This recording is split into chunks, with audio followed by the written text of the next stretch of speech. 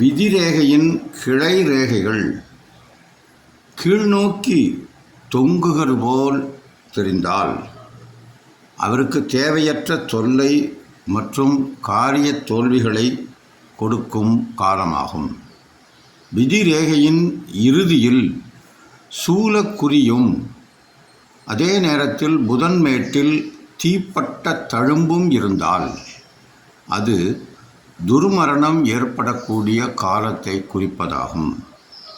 விதிரேகையிலும் சந்திரமேட்டிலும் நட்சத்திர குறிகள் இருந்தால் அது ஜாதகர் தற்கொலை செய்து கொள்ளும் காலத்தை காட்டும்.